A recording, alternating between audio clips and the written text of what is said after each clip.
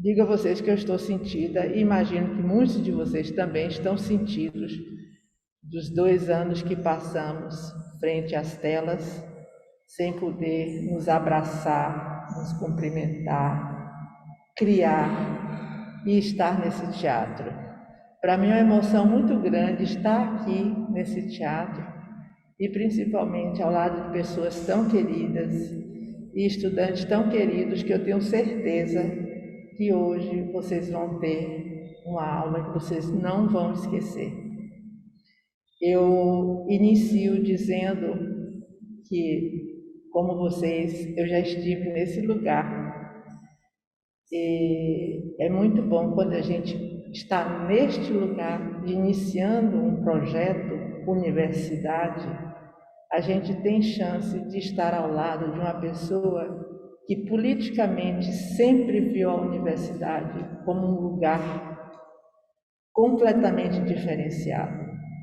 A aula que vocês vão ter hoje com a professora Dulce Aquino, que eu tive o prazer e a honra de ser aluna há muitos anos atrás e depois acompanhar ela na última gestão dela aqui na escola de dança, a aula que vocês vão ter, vocês não vão esquecer, porque Dulce traz essa pulsão política que nós precisamos tanto na universidade. A universidade não é um lugar para a gente ficar dizendo sim às atrocidades e às tiranias do mundo. Não é. Não é um lugar para a gente dizer sim às barbáries. Aqui é um lugar de transformação, é um lugar de luz, um lugar de cientificismo, de arte, de crescimento, de transformação. E isso só pode acontecer quando a gente não deixa apagar dentro da gente essa pulsão política da luz, da clareza, da visão, da transformação. Então é uma emoção muito grande. Falar de Dulce Aquino é um desafio, gente. Vocês terem ideia, Dulce acompanhou todos os reitorados dessa universidade. Vocês têm ideia de uma coisa dessa? Olha! Então, é muito lindo esse lugar de Dulce e ela não perde o rebolado. Eu vi ela aí rebolando em frente de vocês, fazendo gestinhos, conquistando vocês, querendo estar perto de vocês, porque Dulce é isso. Ao mesmo lado, ela tem um acento político claro, definido. Ela é aquela pessoa amorosa, brincalhona, generosa, artista, criadora. E entrou nessa escola muito cedo, com 13 anos. As primeiras turmas da escola de dança foram formadas com essa idade, 13. Lia Robato um pouquinho mais velha, acho que 14, 17 anos, né? Chegou aqui. Ela não era uma turma, ela veio dançando com Ela Ianca. veio dançando com Ianca, então eram pessoas muito jovens que já iniciavam esse processo universitário de estar fazendo dança. E Dulce nunca mais saiu deste ambiente. Aos 20 anos, Dulce foi diretora da escola de dança. 20 anos. Isso é muita coisa, é um desafio muito grande. E tivemos a luz em 2019, eu propus um livro chamado 6 Décadas da Escola de Dança. Isso foi uma luz, e Dulce faz parte desse livro do princípio ao fim. Se a gente olha a escola de dança, a gente vê Dulce em todos os cantos. Todos os cantos.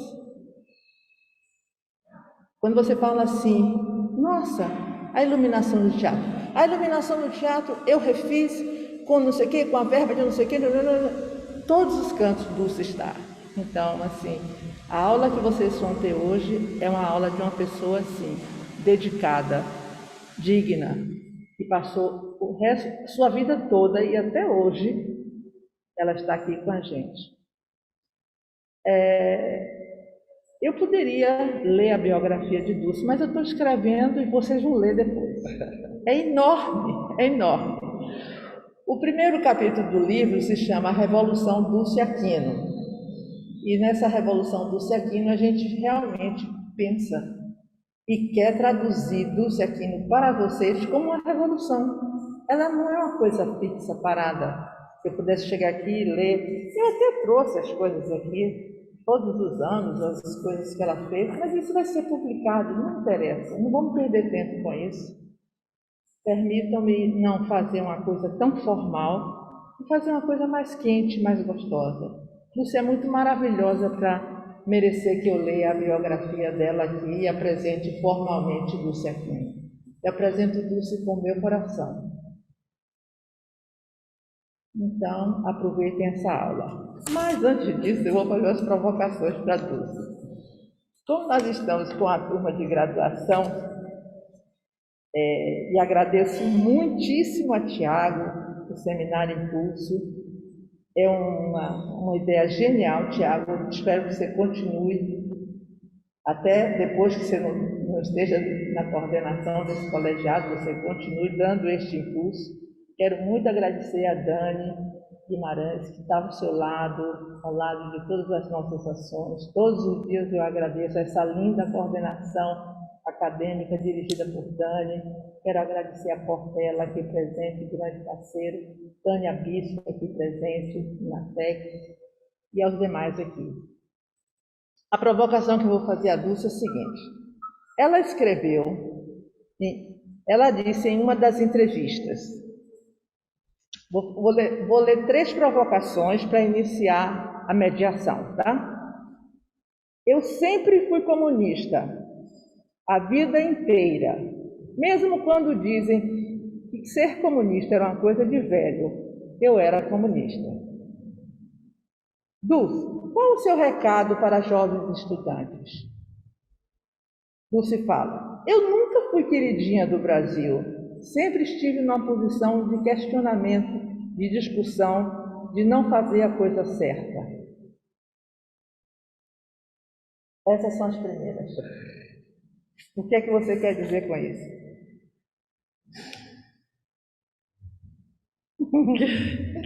Essa provocação sua? Venha para cá.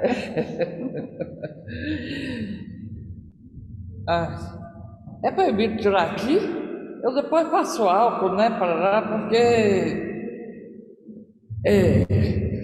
com licença, minha querida Lenira, que está aí. Eu estou fazendo um ato de subordinação, Lenira. Mas eu não consigo, e aí depois eu passo álcool, toco até fogo na boca, mas vou falar assim, pelo amor de Deus, assim. Carmen, ela já falou, a dedicação de Carmen, bom dia a todos, e eu estou muito feliz de estar aqui, de ter gente aí, eu queria até estar lá perto de vocês, já fui até junto aí, da gente estar assim, a escola de novo com pessoas, e essa pandemia tem de acabar. O mundo vai ser assim daqui por diante, com esses altos e baixos, paradas em seguida, mas a gente tem de sobreviver. Eu estou com medo de que briguem muito comigo, eu vou botar. Você vê como eu não sou uma pessoa de palavra, eu não tenho palavra, graças a Deus. É porque eu já estou pensando assim, estou com raiva, eu não quero. Eu talvez não tenha oportunidade. Carmen deve sair da direção da escola em dezembro. Eu talvez não tenha oportunidade de agradecer a Carmen assim publicamente, de dizer a importância que foram esses 4 anos para algo, gente. Sim, eu fui a primeira turma da escola de dança. Olha que coisa, eu entrei que ela contou com 13 anos. A dança me tomou, mas essa dança dessa escola, e que permanece, por incrível que pareça, mesmo 77, permanece ainda. Eu me fiz sujeito, eu me fiz pessoa. Aos 13 anos, uma menina tímida, eu me descobri com possibilidade de dizer, eu estou aqui. Quando eu dizia isso no palco, é porque na vida eu podia dizer. Então, o que eu aprendi Oh, bom dia que esteja aí assistindo. Estou vendo ali Antrifo, bonitinho. Essa coisa de eu poder dizer eu estou aqui, primeira, gente, quando 13 anos, quando minha mãe me pegou pelo braço e disse: você vai fazer uma dança, vai fazer um teste, que é um curso que está abrindo na escola de dança da universidade, eu vim ali pela Araújo Pinho. Ela disse: uma dança que é outra coisa, é de dentro para fora, porque eu tinha visto uma aulinha de balé, tinha feito com 8 anos, foi horrível, não tinha professor aqui na Bahia. Achei horroroso aquilo, muito duro, as pessoas, mas eu não gostei muito com 8 anos. Aí tocava piano depois, ela disse: mas agora você vai fazer uma dança que é de dentro para fora, que é uma dança que vai lhe libertar. E foi essa dança. Minha mãe tinha lido lá Isadora Duncan, Minha Vida de Isadora Duncan, que na época estava passando pela América Latina, e ela disse: não, é uma outra dança. E realmente, uma dança de vida, uma dança que faz a gente estar presente no mundo, e que na primeira aula, gente, nesse teste de habilidades, da aptidão, que nessa época nem se fala, era ver se tinha jeito. Será que tem jeito? Eu fiquei, e aí dividiu aí 2 turmas, as mais adiantadas, as com mais jeito, as que menos jeito. Eu fiquei na turma do mais jeito. Eu, Marli, Marta, e foi uma aula de improvisação. Gente, e depois trabalhei direto com improvisação, por causa de Rolf, a Ianca, Rolf. A improvisação me fez saber resolver problemas na vida. Quem trabalha com improvisação, nação, porque você tem, eu tenho de, fiquei aqui agora, e agora a música está aí, né? Eu vou para onde? Assim a gente pega encruzilhadas na vida, e eu vou para onde? Pedra no meu caminho, uma pedra no meu caminho. Bom, isso é essa dança, é dessa dança que eu estou falando, é dessa pessoa, o lugar de fala dessa pessoa. Eu quero agradecer, portanto, Carmen, nesses últimos, então eu tenho essa escola, como 20 anos virei diretora, gente, e aí fui 5 vezes diretora, foi muito tempo na vida, assim, cuidando dessa escola, então, mas, com suas provocações, com a res pública, com a coisa pública, uma escola que pudesse ser o centro do mundo, que para mim, e eu era responsável por isso quando o Rolf me deu aos 20 anos, entendeu, Carminha? Então, ver alguém que cuidou dessa escola como cuidou, quero agradecer a Dani, essa belezura que está esse teatro, porque esse teatro que Ledinha foi quem, na época, como diretora, que conseguiu a construção disso com uma leda humana. Então, esse teatro, essa belezura que está, essa dedicação. Então, quando eu vejo uma gestão como a sua, Carmen, eu realmente só tenho a agradecer e dizer que você realmente fez um trabalho extraordinário, passando pelo período de pandemia que passou. Eu quero agradecer também a Tiago, que já, se você precisa conversar, em conversas com ele, ao professor Tiago, que é uma pessoa que está cuidando de forma tão dedicada do curso de graduação em dança e um estudioso nessa área educacional. Agradecer a vocês que estão aqui. Em Semiótica da Cultura, tempo é vida. O tempo que eu estiver aqui com vocês, vocês estão me dando parte da vida de vocês e eu estou dando parte da minha vida. Então, essa troca é muito importante e eu agradeço. E Sim.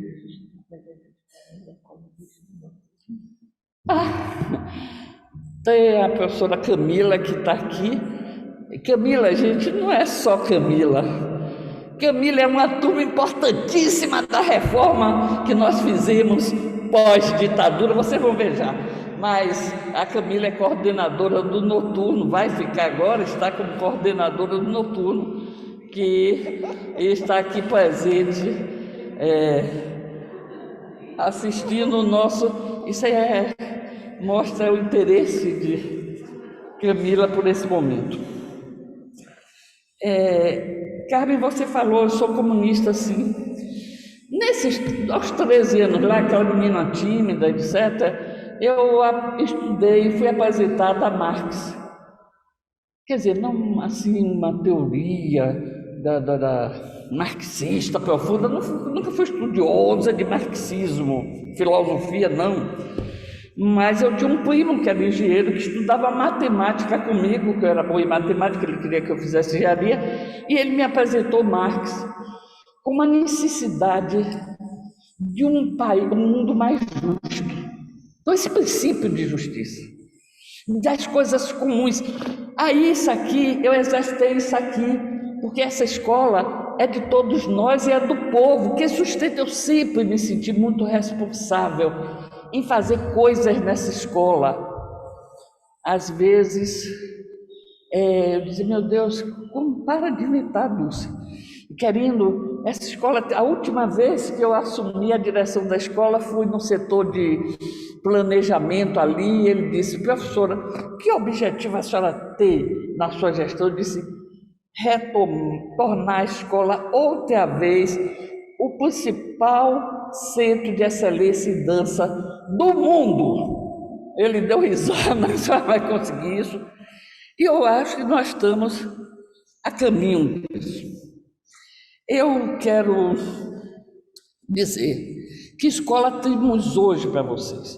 Eu vi que tem uma turma que está acabando de chegar. Isso me emociona na universidade, sabe por quê? Quando eu vejo vocês, eu acredito na minha eternidade. Ou seja, estou vindo de lá, estou permanecendo, potencializando meu tempo de validade, mas meu contínuo está aí. E isso sempre foi, a universidade sempre foi, me alimentou muito, porque a cada ano vinha uma turma nova. Uma turma nova que eram outros, mas eram os mesmos. Você identificava aquele menino. Tem uma aluna aqui na escola que eu sou louca por essa menina, porque quando ela dança, eu me lembro eu dançando aos 14 anos, entendeu? Então a gente se identifica e vai vendo que são novos e os mesmos, e com isso esse contínuo e essa permanência. Então, eu quero agradecer muito e dizer que eu acredito muito em vocês, porque quem é jovem, aliás, eu acredito mesmo, é até 20 anos, passou de 20 anos, o nego já começa a se adaptar a esse mundo perverso e vai complicando, né? A se fechar, então, mas me vejo no futuro em vocês. Que escola é essa que temos? Sem dúvida, a Escola de Dança da Universidade Federal da Bahia é o mais importante centro de referência e centro de excelência em dança do Brasil. Por que isso? Alguns dados. A Escola de Dança da UFBA é uma unidade acadêmica em seu campo específico na área de dança, com presença e autonomia na arquitetura institucional universitária.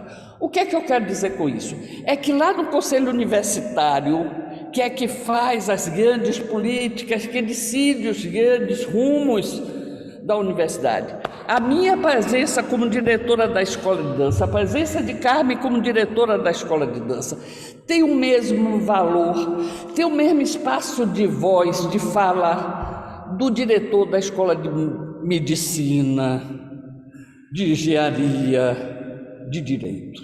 Isso é o tripé da hegemonia branca, né? Dos grandes profissionais, da importância da estrutura econômica, o médico, o engenheiro e o advogado. Mas a dança está lá, o teatro está lá, então isso é diferente a UFBA e é diferente a Escola de Dança. Nós temos um corpo docente de 35 professores. E olha, me perguntaram, mas vocês vão abrir? Eu acho que para uma universidade, como uma cidade como Salvador, a gente sempre fala da Bahia, né? Salvador é Bahia para a gente, mas como Salvador, eu acho que não comporta um número maior de professores, talvez venha a ter, mas não é só o crescimento quantitativo, porque a gente tem que ter um equilíbrio dentro desse sistema social que nós estamos. Mas nós temos 35 professores com 31 doutores. Gente, você não vai encontrar nenhuma outra instituição no Brasil de escola superior de dança que tenha essa presença na arquitetura institucional e que tenha esse número de professores doutores em dança. Me permita, Tiago, ele disse assim, quando ele disse, mas eu sou da educação. Sim, mas foi com um suporte, um conteúdo que ele tinha, era da área epistemológica de seus estudos, era realmente a dança. Temos 3 doutorandos, ou seja, nós temos 31 professores, mas 3 estão acabando já, se não já acabaram, eu já perdi um pouco, já acabaram a 4 então são 30 professores doutores e um mestrando que era especialista. Para vocês terem ideia, em 2006 nós tínhamos somente 19 e 5 doutores. Bel, eu esqueci.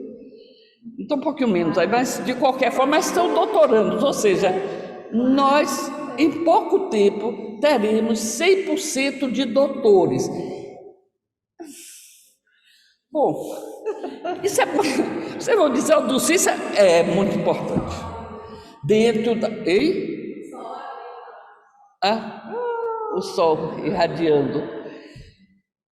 Então, isso é muito importante porque mostra essa potência acadêmica que nós temos de pessoas que se dedicaram a estar estudando a dança e sobre a dança. Temos servidores técnicos administrativos, 27, e com especializações específicas. Isso é importante. Nós já temos um especialista em iluminação, um iluminador, nós já temos produtor cultural, assistente de produção, técnico em TI, mestres em dança, inclusive não são só professores, temos mestres em dança desenvolvendo essa atividade extensionista, como a maravilhosa Tânia, Sueli, etc., que é uma equipe de extensão, técnicos em assuntos educacionais e assistentes de administração, todos voltados. Agora eu pergunto, quem paga o salário desse povo com 13º? Olha meu comunismo aí, tá vendo? A coisa pública. Quem paga é o povo, é o Estado que está aí nas suas políticas de Estado e não políticas de governo, pagando isso. Então, por isso, eu não tenho patrão. Na universidade a gente não tem patrão. Tem organizações colegiadas, se desenvolvem colegiadamente. Isso é muito interessante. Você não ter um chefe, né? Temos lideranças, coordenadores, mas não temos patrão. Se cabe resolver que não gosta da cara de um funcionário, não pode botar o funcionário para fora, não, nem pensar, entendeu? Então, não existe, isso é outra realidade, outras relações. O corpo docente da escola, nós temos, gente, curso de doutorado, é o único curso de doutorado de dança no Brasil. Mas no mundo nós somos o 3º, e somos o único gratuito. Pense, nós temos um único no mundo. Aí vocês vão dizer, pô, dança é fraca na academia, né? É porque a dança é tão jovem, jovem na academia. Jovem na academia, mas veja bem, ela está tão emprenhada em cada corpo que ela se desfaz e as coisas ficam muito fáceis achar que tudo é dança, e tudo é dança.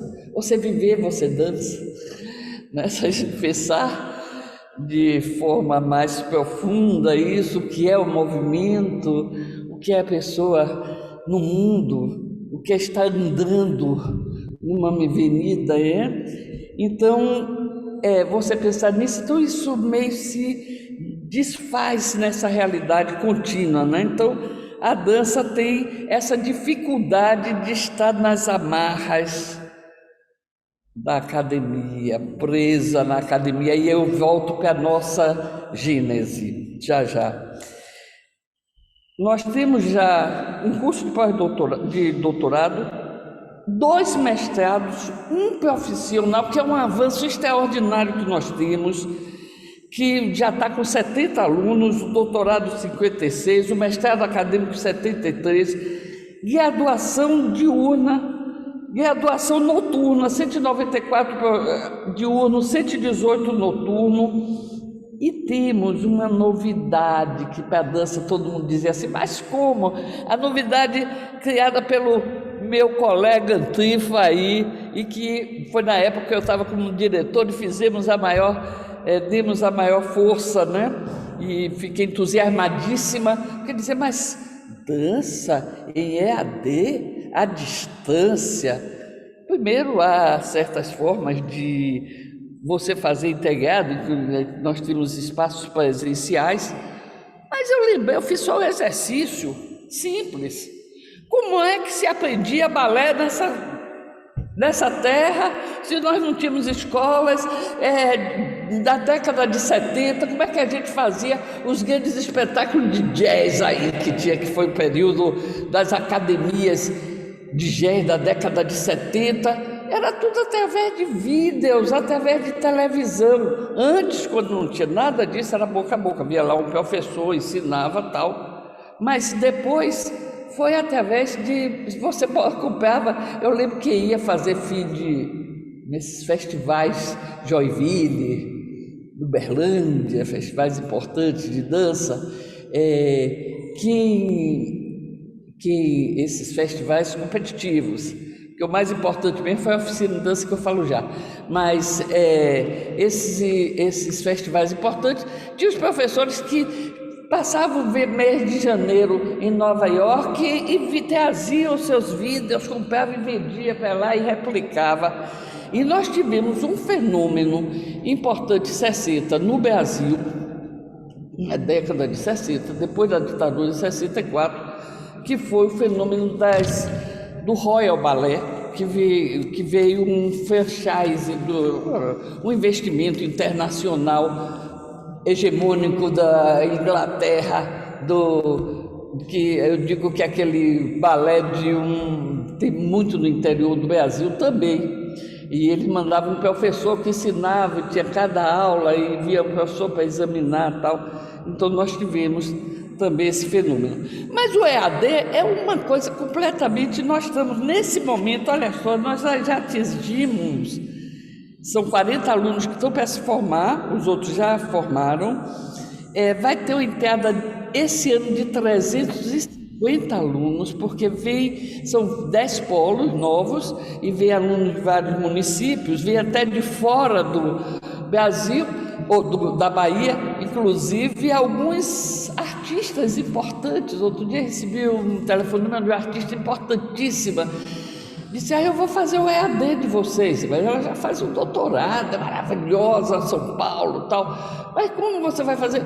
Não, porque agora nos concursos estão exigindo ter graduação em dança, então eu vou fazer o EAD de vocês, então você vai estar aí com professores alunos desse naipe. E nós estamos atingindo a 33 municípios. Um professor de dança com boa formação em um município no coração do Brasil, isso é importantíssimo. No Brasil profundo, isso é muito importante. E nós estamos atingindo. Agora, eu quero fazer com vocês que eu chamo do tipo, velho vai criando coisa, né? Vai contando história, fazer um exercício que eu chamo do tempo espiralado, né? A Martins já falava desse tempo espiralado. que a gente está no presente, a gente vai para o passado e se lança para o futuro. Né? Então a gente faz esse... O que a gente quer com o passado? O que tem lá que ainda permanece? O que tem lá que vale a pena ir para o futuro? Então a gente visita esse passado, e esse passado é muito importante, porque cada vez mais, eu não sei se é o desespero do momento, aqui, agora, aí, quet nunc, o desespero do momento, do pandemônio e da pandemia, e esse desespero que estamos nos leva a trazer certos momentos.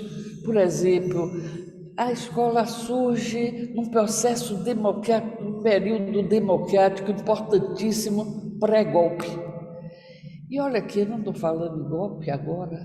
Então isso dá você cria as mesmas tensões que você está. De repente, meu corpo reconhece, eu lembro dos meus mimeógrafos, né? É coisa de velho, olha lá, o mimeógrafo estudantil na faculdade de Direito, no subsolo, passando, mimeografando o manifesto da liberdade do povo. Agora, que ideário estava ali? Esse ideário lá, democrático, esse ideário pré-golpe, é o ideário onde a arte é o destino final da humanidade como plenitude de sua dimensão simbólica. São Lázaro. E ideário o destino final da humanidade como plenitude de sua dimensão simbólica. Havia uma relação ali. Aliás, dentro desse modelo eurocêntrico que foi construído na escola, né, que veio para a escola, tinha esse ideário revolucionário, esse ideário... Qual é isso? Eu tenho um poema de Trotsky, um grande comunista, né, importante na história da humanidade, que ele diz: ela virá, a revolução, e terá ao povo não só o direito ao pão, mas também a poesia. Quer dizer, isso como algo, né, que transcende apenas o café com pão, bolacha não, mas vai adiante. Surge num processo democrático, num ambiente democrático pré-golpe, mas também muito rico da Bahia, porque foi a década de 50 onde se descobriu petróleo, então a Bahia começa a ter uma pujança econômica, né, importante, e a burguesia, capitaneada por Edgar Santos, a grande figura, resolve dar um salto de qualidade, tirar a Bahia. Quando eu falo Bahia, gente, é o vício da baianidade, eu estou falando de Salvador. Tirar Salvador e a Bahia do provincianismo. Nós éramos conservadores, provincianos, uma abertude terrível, os pactos da abertude, como diz a Cida Bento, assim, forte, uma herança grande da escravidão terrível. Isso permanecia na nossa forma de ter quarto de empregada, que hoje não se chama mais, né? Esses quartos é desesperador quando você vai, apartamentos de 360 graus, olha lá o quarto de serviço, que tamanho era, né? E qual janela que tinha. Então, essa relação, gente, eu peguei ainda o elevador de serviço, não era só elevador de serviço, os empregados domésticos tinham de ir pelo elevador de serviço. Quer dizer, então a Bahia, nessa realidade de uma estruturalmente escravocrata, né? Quer dizer, isso é terrível, e a gente vê cada vez mais, a gente luta cada vez mais, mas temos de entender essa realidade. Então, quando a gente estava falando disso aqui, a revolução virá porque vai dar bom ao povo, porque teremos uma nova relação de classe, porque teremos uma nova relação social. E esse ideário de arte com finalidade da humanidade, plenitude de ser, estava muito forte dentro da escola de dança, dentro da universidade, dentro da escola de música. E eu tenho de pensar que eu tenho até que horas? Hein? 10? Hein? 10h30, obrigado. Ela me deu meia hora, eu acho. Mas ela desistiu de me dar só, não dava. Primeiro recorte grande. Então, nesse passado, eu vou fazer essa linha da espiral, pegando essa origem cítica, esse curso que vinha com essa forma, que trouxe Ian Carrude, que é mais importante, tinha chegado. Isso é pós-guerra, estavam as pessoas de vanguarda de dança, de arte moderna, fugindo da Europa, porque tinha tido Hitler, essas coisas aí, e Anca estava em São Paulo, Reuter, que era uma grande figura, a música dodecafônica, Edgar Santos trouxe todo esse pessoal para a Bahia, fazer um grande centro avançado na Bahia, uma referência, e foi. Ele trouxe Reuter junto com a orquestra sinfônica, com isso veio Piero Bastianelli, vieram Widmer, vieram todos os estrangeiros porque nós não tínhamos formação de músicos com ali não tínhamos mais as bandinhas do interior, alimentaram muito, mas é outra leitura. O que eu quero dizer que é para essa burguesia, para esse pedaço, e para criar uma universidade, mas é um absurdo, a gente está criando a universidade em 1946, porque a primeira universidade no Peru, esqueci meu papelzinho, minha cola eu esqueci, no Peru foi em 1530 e tantos, ou 50 e tantos, a Universidade de São Marcos, se eu não me engano, no Peru. Então, mesmo a América Latina já tinha universidades antigas, mas olha que perverso da nossa branquitude, nosso ideocentrismo, era proibido a colônia ter curso superior, era proibido ter universidade. Precisou a vinda da fuga lá do Dom João para que fossem criados, como foi criada, dizem inclusive que nossa universidade não é de 1946, mas foi 1890 e tantos, quando criou o Colégio de Cirurgiões de Medicina Superiores e tal, para. Então, mas, de qualquer forma, é muito recente as universidades, muito excludente. A universidade era um espaço de excelência e que estava, os vestibulares que se organizavam, era só a burguesia, pessoas muito bem preparadas que podiam entrar na universidade. Então, eu entrei de certa forma, menina classe média, tal, baixa, eu era a exceção. Minhas colegas todas eram pessoas muito ricas, sabe? Você quer ver outra escola também que a gente tinha, assim, de uma burguesia baiana incrível, era o pessoal de letras, né? Diziam as meninas casadoiras, fazem isso, curso superior para se casar, de dança e letras, mas isso era dentro dessa realidade que nós tínhamos, mas esse ideário, qual era o que Edgar queria com isso?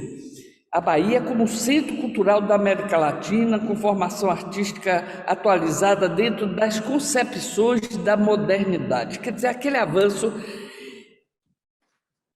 E não era, gente.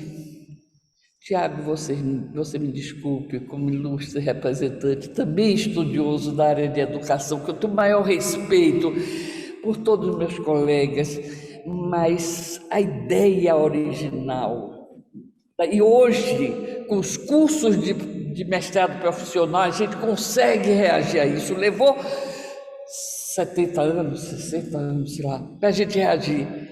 Para se pensar que o produzir dança é produzir conhecimento. Você ter um centro de dança não é só estudar sobre dança. A universidade não tem sua excelência apenas em estudar sobre música, sobre dança, sobre teatro, mas é no produzir, é ter a dança, buscar ontologicamente o conhecimento de dança.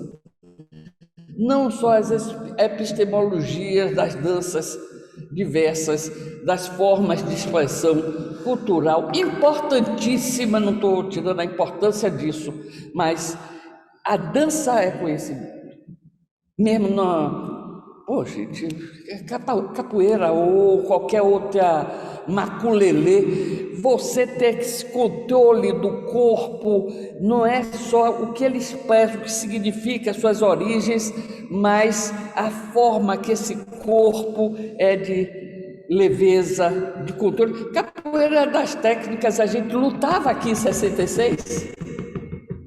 66 não, 67, depois 64. Em 62, eu e Laís, orientados por Klaus, Rolf, etc., discussão muito com Klaus, eu lembro bem, do balé ser a técnica básica para todos os bailarinos do Brasil, pela eficácia, porque não prendia demais. Era a discussão do balé e da dança, de outras formas de técnicas corporais. É uma ideia passada, é velha, mas é tão presente. O controle, quando a gente pensa a necessidade que se todas as pessoas do mundo dançassem, a humanidade seria muito mais feliz. Pense como você tem de ficar presa nas suas atitudes, nas suas seriedades. Eu lembrei agora, eu com 20 anos no conselho universitário, e de repente eu me via assim. E aí, de repente, porque o corpo tem que ter um comportamento, presente, socialmente eficaz, dentro do determinado, do esperado. Mas se a gente solta esse corpo, a gente é muito mais feliz. Uma provocação? Vai lá. Eu vou fazer uma provocação. Quando você lançou o projeto Oficina Nacional de Dança, o que se sabia ou conhecia de dança contemporânea na Bahia? Eu digo, na Bahia a gente sabia muito, viu? A gente sabia muito, a gente não tinha, veja bem, porque a escola de dança permanecia com sua formação. Clyde tinha chegado com a dança americana, etc., foi o segundo recorte aí que eu tirei no Espiralado, mas o Brasil, e aí quando eu falo isso aqui, gente, eu estou falando dentro daquele lugar que a Bahia era completamente diferente do resto do Brasil, porque nesse período que a escola de dança faz esse teste de habilidade que eu improviso, eu, Marli, Terezinha, Argolo, que eu improviso, o resto do país era o balé clássico, mas o balé clássico de repertório, balé de repertório do século XIX. Era repetir, você aprendia os passos do balé de repertório do século XIX. Então, essa oficina foi tirando pessoas, figuras que estavam pelo Brasil, fazendo experiências de resistência, porque também isso tinha a ver, a oficina foi um grande momento de resistência, que foi a oficina. Foi em 78, quando começou foi bom que ela me fez dar um salto já. Em 78, quando começou a abertura política, Em 75, começa a se pensar na abertura política por causa da morte de Herzog. Foi um momento muito tenso da sociedade e as universidades, os estudantes estavam a toda para explodir. Aí veio o Golbery, que era muito inteligente, fazer a abertura lenta e gradual. Sair da ditadura lenta e gradual, de forma lenta e gradual. E segura, lenta, gradual e segura. Nesse período, aí eles deram dinheiro para se fazer festivais de arte, que era uma forma de, nos festivais, eles soltavam, fumavam maconha, tal, soltavam suas formas de protesto nos festivais. Aí a oficina, com esse festival, conseguiu não só, aí aquela coisa da origem da escola, não só ser um lugar de protesto social, mas também em termos da linguagem artística. Isso é que é importante. Isso é que é importante quando eu disse aqui que, quando foram criadas as escolas de arte, nós éramos inicialmente ligados ao núcleo de departamento cultural, porque era um lugar que ia formar pessoas, mas que produziam arte. Era um laboratório de criação, inclusive para a própria universidade e para a comunidade. Por isso que veio a orquestra inteira, por isso que Lia Robato veio com Ianca. Ianca trouxe suas alunas para formar um grupo de dança. Ela não estava preocupada de criar uma escola. A escola foi a menina de 13, 14 anos que nós entramos, entendeu? Então, aí nós tivemos depois o Rolf, Rolf fez um trabalho muito importante de estruturação, de construção desses elementos pedagógicos, dos componentes pedagógicos para a formação de um currículo, o que deu possibilidade que aí veio a ditadura, a reforma universitária, porque a gente vivia na rua querendo as reformas de base.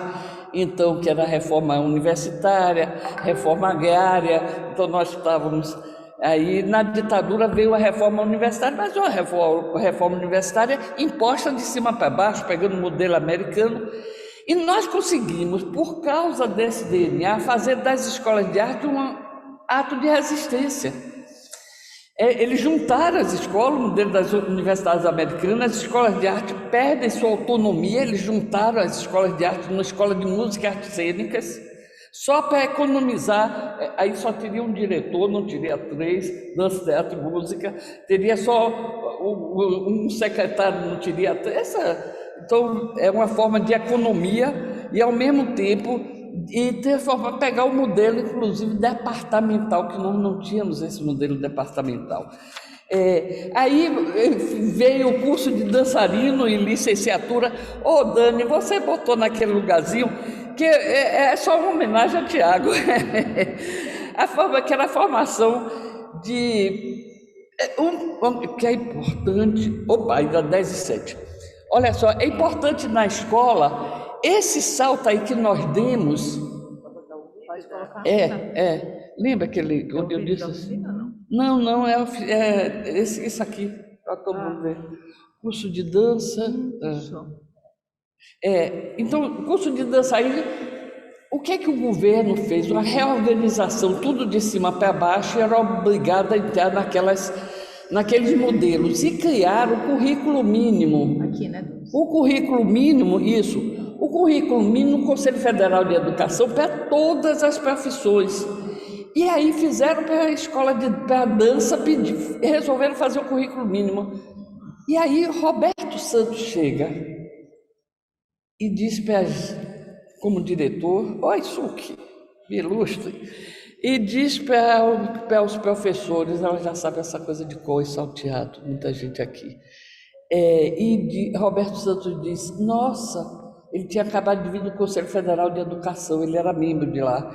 Ele disse, tem um projeto de currículo mínimo de dança que não conhece a escola de dança. Aí mandou Clóvis Salgado, que era membro do conselho, vim para a Bahia passar 48 horas assistindo todas as aulas do curso de dança e eu do lado explicando: isso aqui é composição coreográfica, isso aqui é estudo do espaço, isso aqui é rítmica, isso aqui é técnica do corpo, a técnica é a base, blá, blá, blá. Porque havia duas propostas. Uma de Alenita Saerp, de que dança seria uma especialização de educação física, por causa da Universidade Federal do Rio de Janeiro, que tinha uma professora de dança, Alenita Saerp, extraordinária, uma pessoa incrível, que tem importância enorme no Brasil. E a outra proposta era de Dalal Ascar. Sabe qual é a proposta do Dalal Ascar para o Conselho Federal de Educação? Para você ter o diploma de curso superior em dança, precisava apenas ter o atestado da Royal, ter feito o curso da Royal. Essa era a proposta que estava lá. Por sorte nossa, os acasos da vida, o reitor tinha estado lá, manda. Isso muda totalmente, porque o que é que acontece? Eu tive correndo fazer essa proposta curricular, passei, filha. Aí, de matéria, então como era esse currículo? É todo um engenheiro tinha de se formar no Brasil com um currículo mínimo e algumas disciplinas eletivas que seriam aquilo que lhe contextualizavam. Ele não saiu do contexto para a formação, mas sim você tinha uma formação básica. E a dança deveria ter as matérias básicas: estética, história das artes, anatomia, fisiologia, cinesiologia, elementos de música. Passa aí. Matérias profissionais comuns nos dois cursos: técnica da dança, composição coreográfica e improvisação. Passa aí. Matérias profissionais de licenciatura, o antigo psicologia da educação, estrutura e funcionamento e prática de ensino. Passe adiante. Assim, não, passa adiante, não. É nisso aqui. Então, esse curso permanece, gente. Isso foi em 72, que foi em 68 saiu esse currículo mínimo, a gente adaptou. Esse curso de técnica, passa o anterior, filha.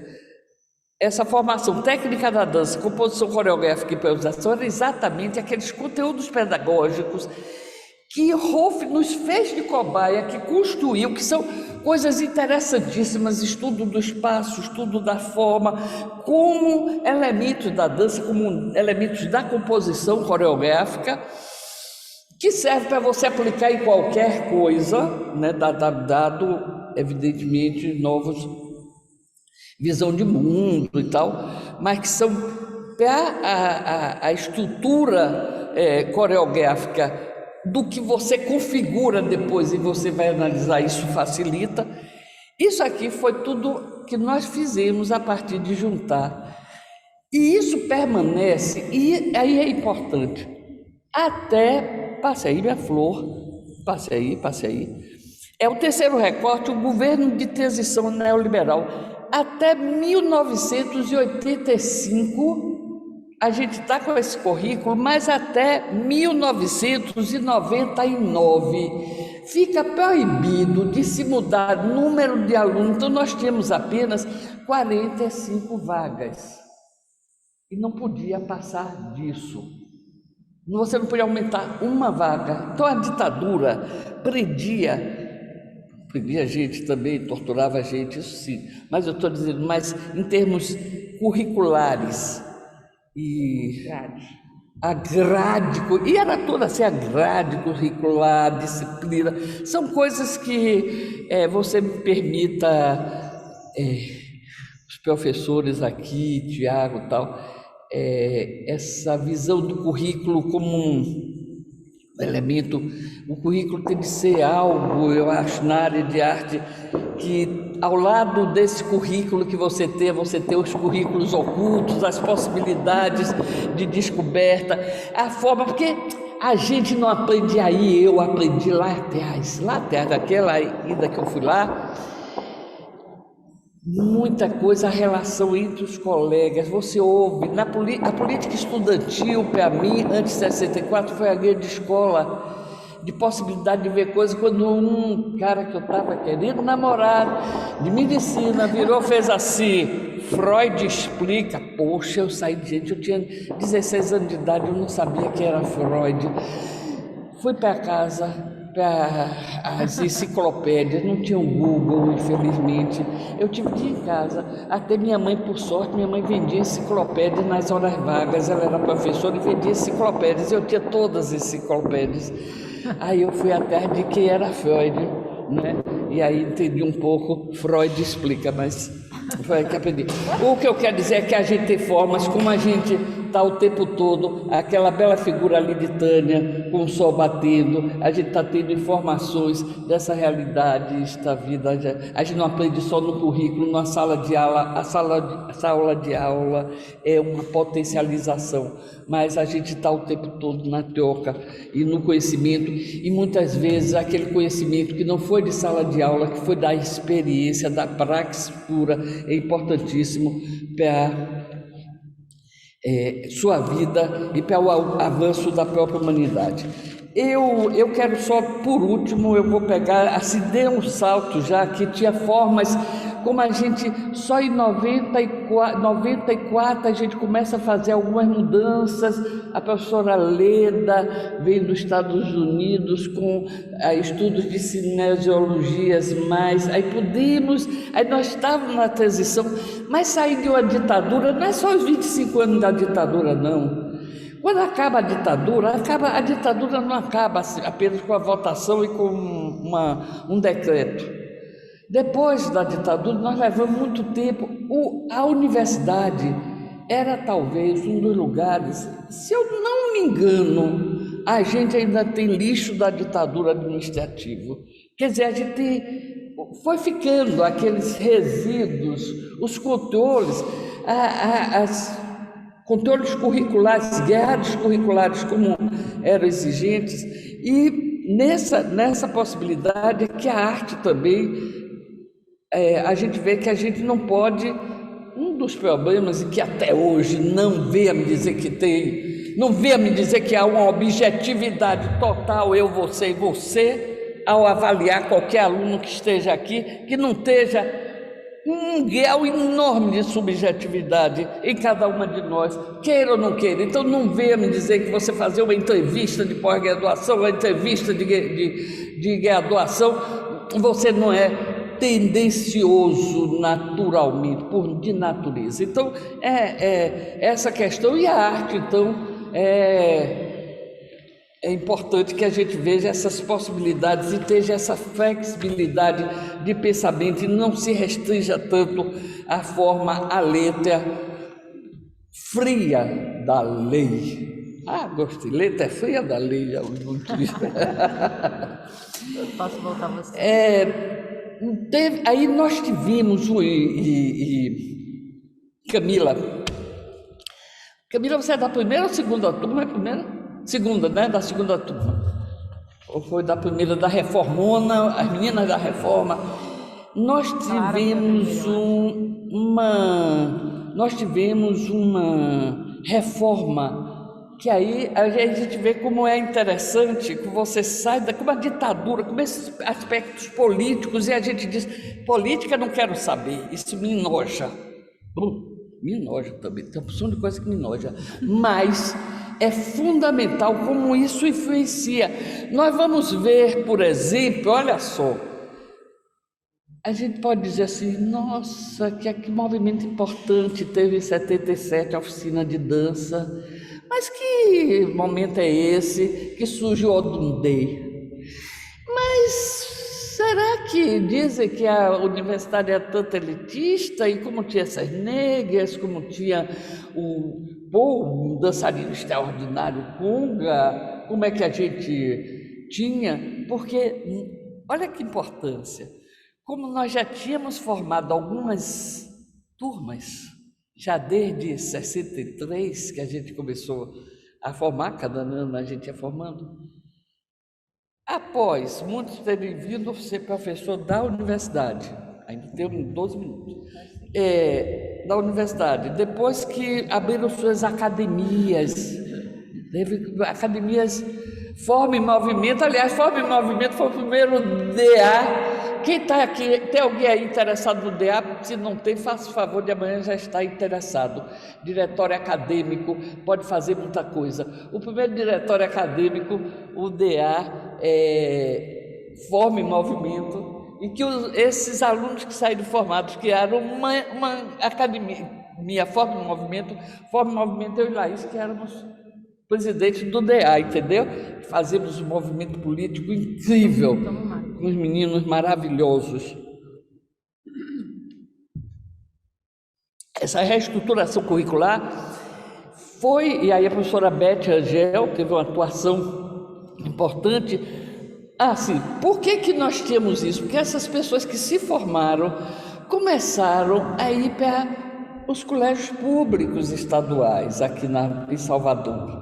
Então a gente vai ter, não ficou só em academias, mas nós vamos ter alunos do Colégio Central, do Severino Vieira, que vieram já de alunos nossos que foram formandos e que foram, professora Bebé, que foram chegando esses alunos desses colégios públicos, né? Então, ter esse centro, essa escola, esse centro de arte, muda um pouco. Não tem nenhuma cidade grande do país, ou capital, no país, que tenha o número de professores de dança que tem Salvador. Porque nós fazemos a diferença nesse local em que estamos, e é importante isso. E pensar que tem cento e tantos professores de dança numa cidade, as outras não tem nenhum professor de dança. É muita diferença, né? Aliás, estou fazendo um movimento lindíssimo agora. Pulei por essa questão e vou partir só 5 minutos sobre o Reúne, porque a gente tem 99, nós temos em 2000 essa grande reforma, que aí toma um outro conceito, né? Não perde os conteúdos, se você for olhar em termos da formação do corpo, estudos do corpo, mas é a forma como é feito e o foco que é dado aos princípios, referências teóricos eu inclusive tenho aqui, do próprio projeto pedagógico, é compreender o papel social, o compromisso em atuar na sociedade, indivíduo, ambiente. A formação profissional dos alunos deve refletir-se nos seus valores e atitudes. A ética se traduz nas relações e práticas humanas. Quer dizer, são princípios novos epistemológicos, sintonia com os novos paradigmas. Que paradigmas são esses? A gente tem um avanço do conhecimento extraordinário, temos uma revolução no pensamento científico no final do século XIX para o século XX. Há uma reforma do mesmo jeito que houve a reforma do pensamento e a necessidade da revolução, uma reforma, uma mudança, uma revolução no pensamento científico. E o avanço das ciências, das neurociências, etc.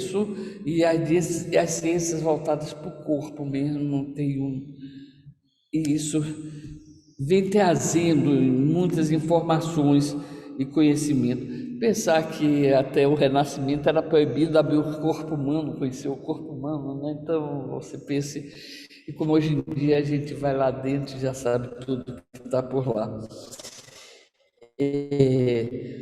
A construção de um conhecimento sistemático requer uma dinâmica com a visão contemporânea. Então, isso também é muito importante, e a preocupação que a gente tinha a preocupação que a gente tinha em dizer que dança contemporânea não é um estilo, você não tem a dança contemporânea é um devir, é o que não foi. Eu tenho uma das entrevistas que eu fiz até para a irmã de Clécia, que era uma jornalista maravilhosa na oficina. Defina, Dulce, a dança contemporânea. Eu disse, a dança que ainda não foi feita, que está sendo feita. Essa é a ideia da contemporaneidade que você está. O retorno virtuoso. Então, Por fim, eu vou parar aqui. Sim, Não, a reforma, o Reúne. Não. O Reúne foi importante. Aí vem, gente, desse governo neoliberal de Fernando Henrique, que avançamos, conseguimos fazer uma reforma universitária nova, de mexer nos conteúdos, nos paradigmas que estavam lá, focando a gente assim o assado no tal do currículo, né? Nós conseguimos fazer isso, ter uma outra visão, como, por exemplo, houve um apoio à área de cultura, mas tinha as contrapartidas. Eu vi artistas aqui saindo, tenho de dar uma aula agora, não sei aonde, porque tem a contrapartida para o edital que me... Então, você tinha de pagar os dízimos, parece até, né? Porque você recebeu o dinheiro da Lei Rouanet, do edital tal. Então, essa troca, né, do voluntariado, voluntários dedicados à causa social, isso é superado quando vem um governo popular voltado para políticas públicas, que é um direito. Você não tem de ter políticas de balcão na cultura, você tem de ter um processo. E aí foi em 2003 que entra esses governos do presidente Lula, que vai mudando o governo, o Reúne, com possibilidade de cotas. O que é isso? A cota foi porque o governo de plantão quis abrir a cota? Também não, é um processo político do povo. Ninguém aguentava mais essa coisa excludente, essa excelência que todas as formas...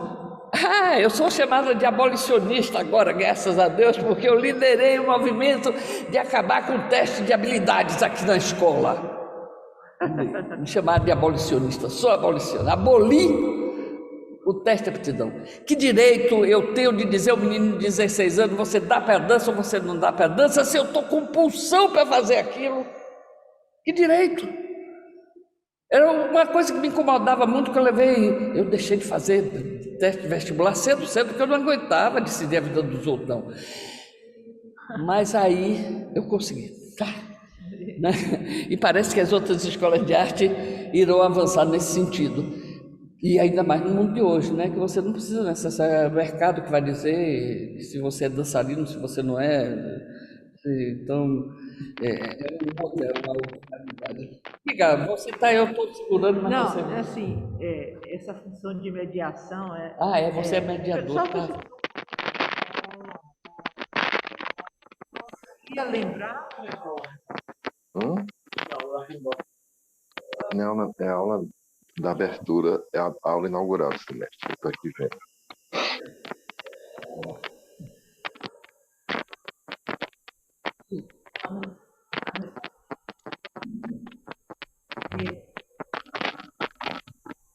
Alguma coisa errada. Gostaria de lembrar a sua passagem em outros campos da universidade, porque a gente se dedicou muito a apresentar a Dulce como uma pessoa que tem uma pulsão política. E dentro da universidade, só para aproveitar esses últimos minutos, dentro da universidade, você trabalhou muito enquanto diretora, pró-reitora, enquanto trabalha na Proeste. Então, assim, a sua visão de universidade, nesta manhã tão bonita, você poderia deixar ainda. Essa visão ampla de universidade que você tem. Que espaço é esse, né? Eu tive uma experiência, inclusive a professora Lenira trabalhou junto comigo também lá na Proeste, na ProAI também, essa visão, inclusive, de implantar as políticas do Reúne, gente. A gente só teve possibilidade de ampliar a escola de dança só funcionava um turno, a gente tem hoje em dia tudo isso, foi o Reúne que possibilitou esse prédio maravilhoso que, Carmen, acabou, entendeu? Estava aí o dinheiro, mas não coisava. O projeto feito, pensado, você estava com o arquiteto, precisamos de curvas e espaços amplos. maravilhoso. Então, foi uma experiência boa, mas a universidade dá uma vivência para a gente que se dedica à universidade. Foi muito importante eu ter ficado na POEP com minha experiência. Nós pensamos até que é um termo não muito adequado, mas na época foi a UFBA em Paralaxe, que eram programas para juntar toda a comunidade universitária na questão de inclusão, de deficiência, de pessoas com deficiência, não é isso? Ou a questão de gênero. Fizemos aqui um seminário aqui dentro dessa escola, um seminário incrível com doutores trans, quer dizer, não é só fala sobre, é quem vive aquilo. Então, foi uma coisa muito importante, mas eu acho que a universidade avançou e talvez seja o espaço onde tem mais essa ligação. Eu falo hoje que a gente tem que pensar a cidade não mais centro e periferia, porque a universidade, a URBS tem um contínuo aí que se espalha e que a periferia produz tanta arte, tantos elementos de estéticos, etc., de formas de vida tão importantes, como a gente tem que fazer as políticas que englobem tudo e não pensar só no centro e periferia, fazer esse corte em duas partes. Mas a universidade, gente, com as cotas, com as novas políticas do Reúne, a universidade, a periferia veio para dentro da universidade. E isso aí eu acho que a gente ainda está em dívida com os alunos, em dívida com a sociedade, porque a universidade ainda se molda a condutas ou pensamentos anteriores, não consegue entender essa relação onde eu não vou pesquisar lá o social, não. O aluno que está lá no movimento social, ele está aqui dentro e é um contínuo daqui, e isso a gente tem de ver. Então, Carmen, só uma coisa, eu não trabalhei para a universidade, eu fiz muito pouco, porque a universidade, tudo que eu tive, só trabalhei na universidade. Conheço porque tive a oportunidade de estar, e é o trabalho que faz essa forma de conhecimento também, entendeu? E ter feito, em 92, eu fui fazer o levantamento eu tinha 25 anos de serviço, e não, 92 não, em 80 e tanto. Eu comecei com 16 anos, tenho 77. Mas com 25 anos de serviço eu tinha 24 anos, que às vezes foram 2 como representante da escola em conselhos, em comissões, atuando na vida universitária. Então isso mas isso é só eu digo sempre, uma das coisas que eu aprendi com a dança e com meus professores, o professor Wolf, o professor Klaus, é que a gente tem que estar estudando sempre,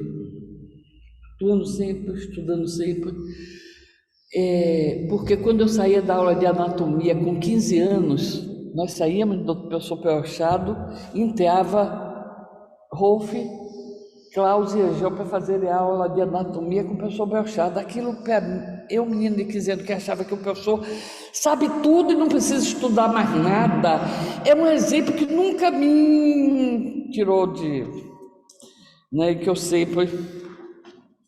Então, por fim, gente, eu vou acabar aqui já, que seria... A Reúne permitiu os cursos, sistema de cota, que foi conquista do povo.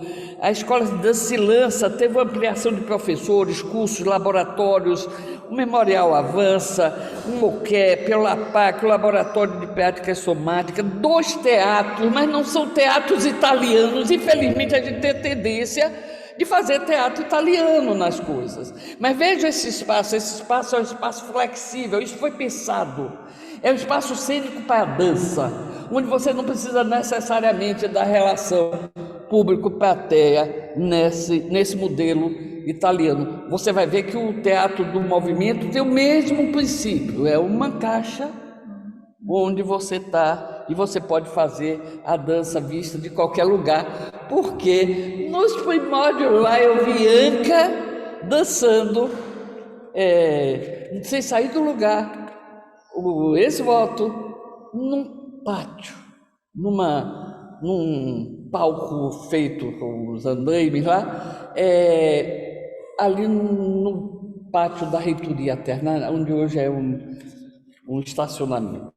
Então nós temos essa escola que a gente lança para o futuro, é uma escola que era de 1.569, obrigado pelos dados, cabe 1.569 metros quadrados, foi construído, gente. Depois do Reúne, porque a primeira parte foi construída e terminada agora, e é desde 2010 que a gente começou isso, 2.610, ou seja, quase um e meio do que nós tínhamos a mais. Ou seja, estamos com 4.179 de patrimônio público do povo, que a gente tem responsabilidade de fazer isso um centro de dança como vale a pena ser e como deve ser. Com 10 estúdios de dança, nós não vamos encontrar isso em lugar nenhum. Essa escola que projetamos para o futuro como um centro de excelência, um grande centro de dança, voltado não só para os estudos epistemológicos das danças, mas também voltado para a criação e princípios ontológicos, estudos de princípios ontológicos da dança, em ser com criação da dança. Ter a dança como centralidade do existir enquanto corpo vivo. Dança é movimento, movimento é vida, logo, dança é vida. Obrigado, viu?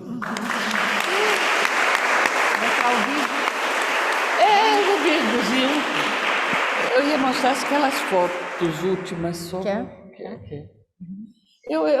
Só rapidinho umas fotos, porque hoje em dia a gente está no mundo da telinha, né? Tem de ter um visualzinho, senão fica sem graça. A gente esqueceu que a palavra, né, pura cansa, dá sono, é uma zona. Essas coisas assim, ó, vai passando aí, Ianca, você. Pensa assim que em 54 todo mundo estava com aquelas roupinhas de balé, fazendo balézinhos, né, fazendo a morte do Cine, fazendo essa realidade. Sabe aquela caixinha de musiquinha, que você levanta, senta e a bailarina? Era esse o modelo. Bailarina era o sal, era as pontas, e estava todo mundo descalço. Interessante, isso aí era ex-voto, gente. Tinha uma dança de Anca parada no lugar durante os 15 minutos. Ela fez uma dança onde só mexia braço, que era baseado nos ex-votos da igreja do Senhor do Bonfim, aquelas peças populares. Passa aí.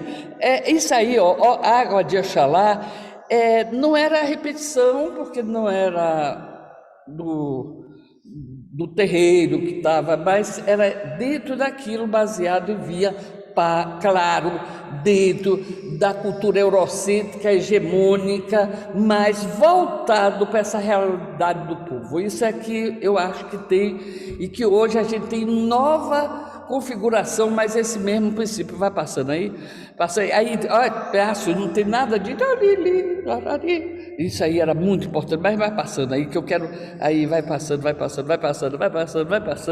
aí da beira do, parece que foi feito até aqui, né? No fundo, nesse fundo, aí é o fundo da reitoria, vai passando aí, Florzinha, vai passando. Eu quero usar isso. Aí, aqui, ó, interessante isso. Não era repetir o mesmo coisa do candomblé, mas as linhas, os búzios, os elementos básicos estavam expressados nesses princípios. Essa dança que foi a minha, sim, importante. Quando eu digo eu e minha turma, eu e o princípio da escola, 6 meses que a gente tinha entrado, com 13 anos de idade, a gente dançou aí o candomblé. no colóquio luso-brasileiro, lá na Teatro Guarani, na Praça Castro Alves. Passa aí, Fia. Passa. Pode passando.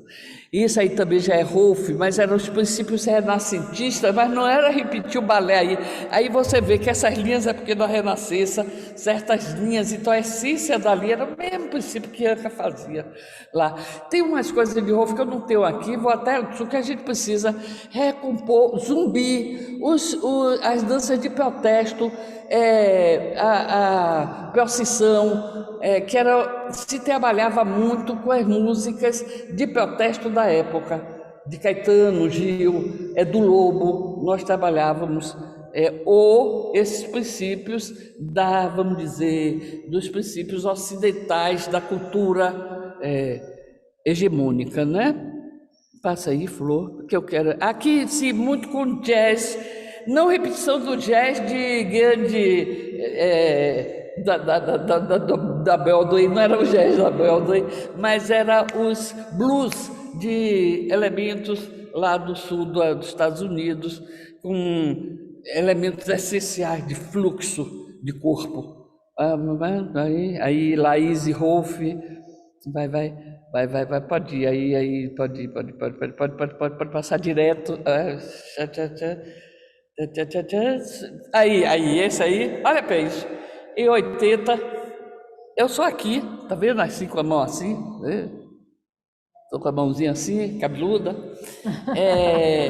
Isso era todos da oficina de dança para discutir políticas para a dança no Brasil. Aí você está vendo Klaus aqui, os meninos do Rio aqui, ó, essa dançava Graciela Figueroa, tal, Angel Viana. Então tá todo o pessoal aí do Brasil inteiro vinha para cá. A gente teve 1.800 dançarinos do Brasil durante 15 dias estudando, trabalhando aqui na oficina, dançando, apresentando coisas. E aí fazíamos as reuniões políticas para levar, para exigir do governo políticas, não coisa de balcão, e aí vai. Bom, pronto, aí passei aí o concurso nacional, que foi o primeiro, depois, e aí o vídeo, se você quiser. Vamos. Tem um vídeo de 2 segundos, assim, só para ver em movimento, assim, bonitinho, umas fotografias feitas por Mirella, a professora Mirella. E tá bonitinho. Só um minuto. As coisas elegantes vale a pena a gente ver. Só um minuto.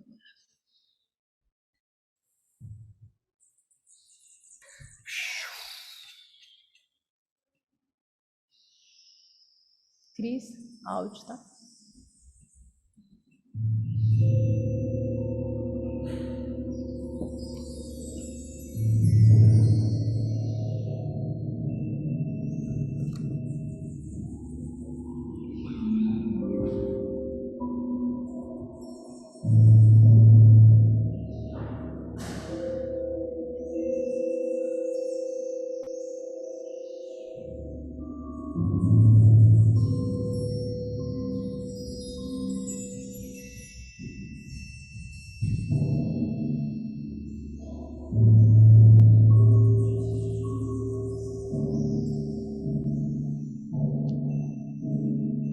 Desculpe. Vou voltar, gente. Desculpe. Não, acho que tá. Só um minuto. Tá, não.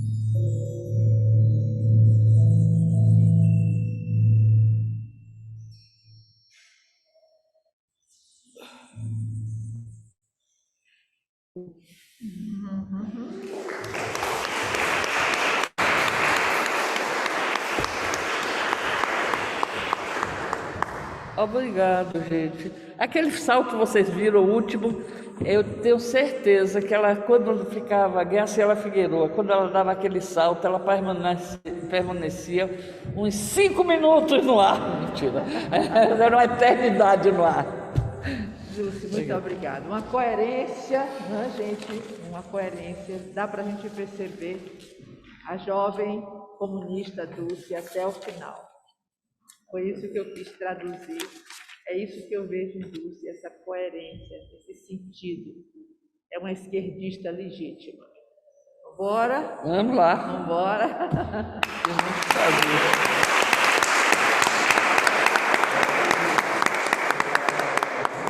Vamos? Agora não dá mais para mediar, essa hora vai mediar? Não, mas se eles quiserem, eu posso ficar para desligar, né? Aí ficar. A gente deixa gravando também. Deixa.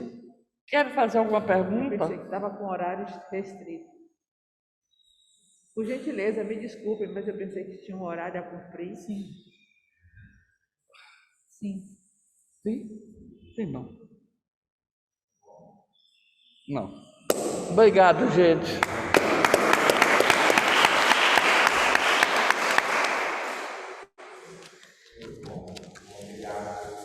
Obrigado você, meu filho, Quer me despedir chamar. das pessoas? Obrigado por estarem aí. Um beijo.